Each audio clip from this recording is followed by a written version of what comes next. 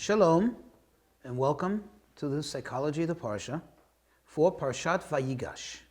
In this week's Parsha, finally, after much trauma, Yosef reveals his identity to his brothers. All this time, they thought he's just a leader of Egypt. And now they find out that he, in fact, is the brother that they sold down to Egypt. Yosef takes extreme measures to be extra sensitive to their feelings. How so? Before revealing his identity, what does Yosef do?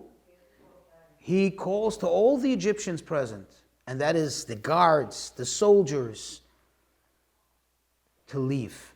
He didn't want his brothers to be embarrassed while he's revealing his identity to them, which he anticipated they will be. And what did he do? He subjected himself, potentially, to extreme danger, knowing how angry his brothers were at that moment, at that point. And yet he did it because he didn't want to have his brothers be embarrassed. He wanted to spare them that embarrassment. But not only that, he takes it a step further. What does he do? As soon as he reveals his identity, he says to them, now, don't be upset with yourselves. It's not you who did this all. You were just mere tools. It's Hashem who did this. Hashem orchestrated this whole thing, so I end up here and I am able to provide sustenance for you, for your families, and to be, as he says, a great deliverance for all of you. I mean, if you think about the power of forgiveness, the power of sensitivity that's being projected here, it's astounding. Speaking about forgiveness, I think it's important to note, because sometimes people misuse that term or don't really understand how to apply it. Forgiveness doesn't mean that if, God forbid, someone murdered someone and they're now in prison, you say, well, I forgive them. You hear it sometimes in the news. That's not forgiveness. That's idiocy. Forgive them for what? They have no remorse. They didn't ask for forgiveness. And that's what Yosef was doing all along, all this time. Yosef, in last week's Parsha and in this week's Parsha, wasn't there to stick it to them. He wasn't there to get back at them. Not at all. That's not his character, and proven by how he revealed his identity to them, how he subjected himself potentially to danger just to spare them the embarrassment. That's not who Yosef is. Yosef is the kindest, most gentlest person that can be, even in spite, or maybe because of having gone through everything he went through.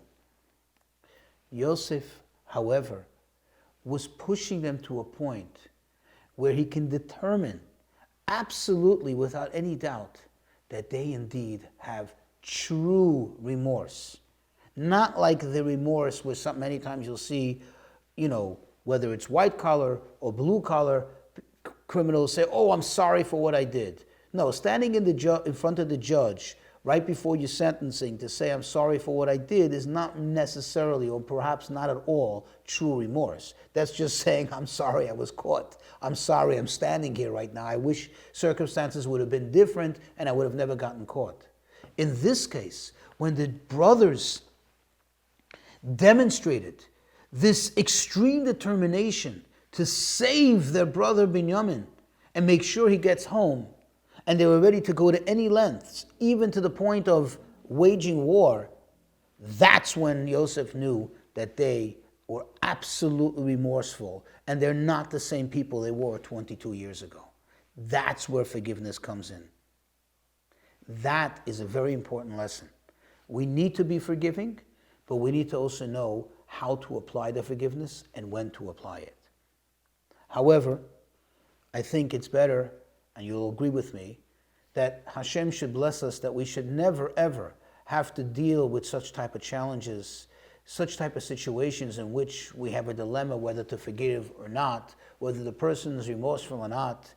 Rather, He should always give us that opportunity in a pleasant, in a positive manner, that we should always be able to apply our sensitivity and our kindness and our goodness in a very pleasant, happy, and good manner. Shabbat Shalom.